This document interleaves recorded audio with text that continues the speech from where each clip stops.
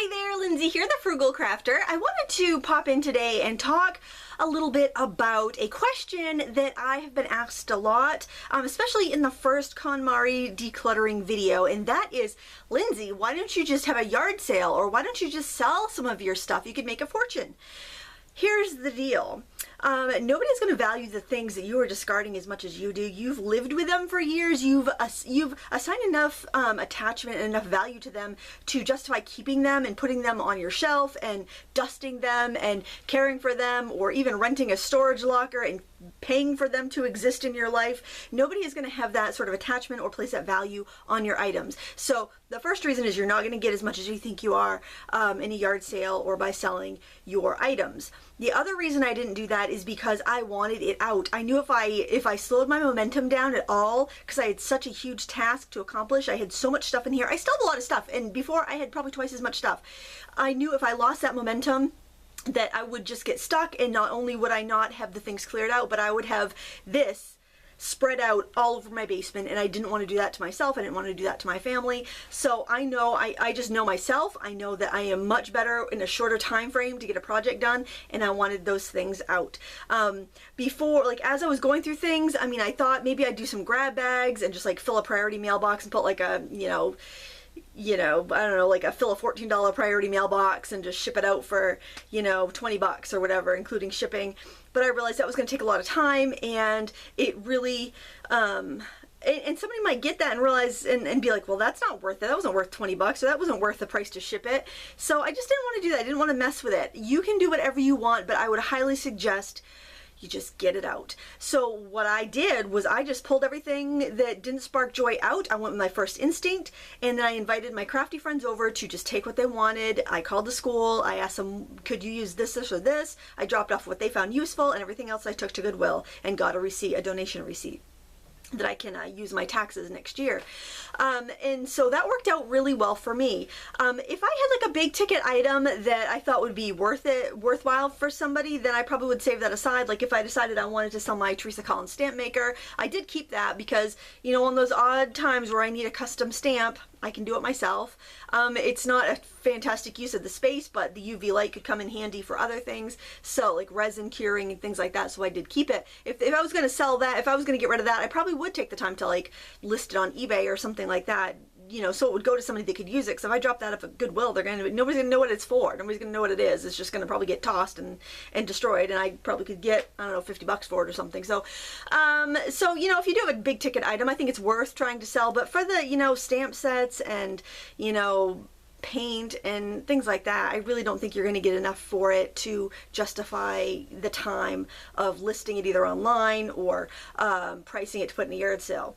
The one good thing, I think, if you were going to do a yard sale, I've done one yard sale in my life. It was when my mother-in-law was moving from her apartment to an assisted living place. So she had all this stuff, and it was tough for my husband to part with it. So we brought it in, and we decided we would sell it for her. So we did a yard sale, and then whatever didn't sell, we just donated. So it just kept our house from being overrun basically by that stuff.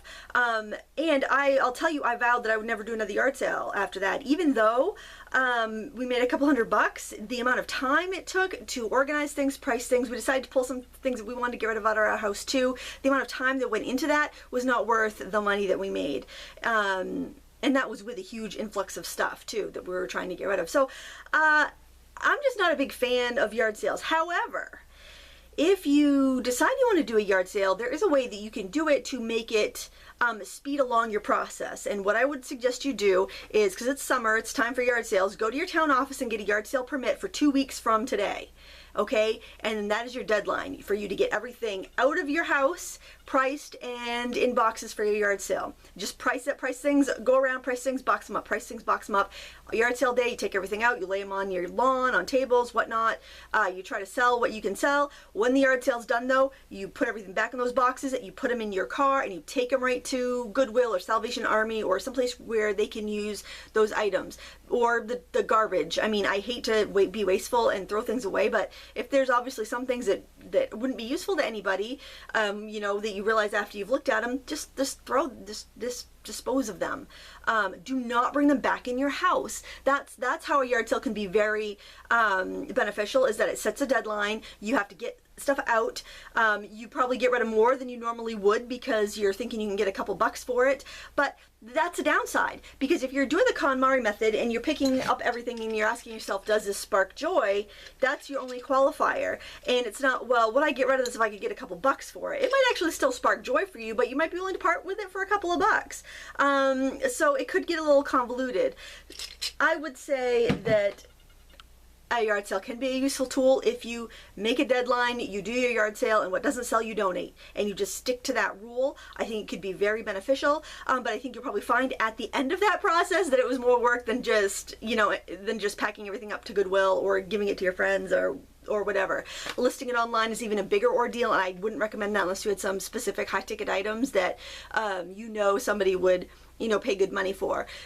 So that's my advice. I just wanted to go and answer that question because a lot of people had asked me, why didn't I do a yard sale? Why didn't I, you know, sell things online? Why didn't I make grab bags? The other thing about grab bags is that I could make up a grab bag and it's random and it goes out to somebody, and it could be stuff that they can't even use, it for hobbies they don't even do. So to be able to keep what I put in grab bags organized and have people order them and ship them, it was going to slow me down so much that I know I wouldn't make progress. And if you're thinking about the amount of time it's going to take you to do yard sale or to list things online versus just boxing them up and donating them and getting a donation receipt, which you can use on your taxes next year, which is really helpful, especially if you're self-employed, that amount of time, the extra probably 40 hours it took for me to get that yard sale ready, I could have repainted 3 rooms in my house. I could have washed the walls. I could have, you know, repainted the shed. I could have done so many home improvement things that would have cost me so much more to pay somebody else to do than what I brought in on that yard sale. So that's just my opinion. You can do whatever you want, but that's the reason why I didn't do a yard sale and I didn't sell the products that I had left over. Thank you so much for watching. Until next time, happy crafting.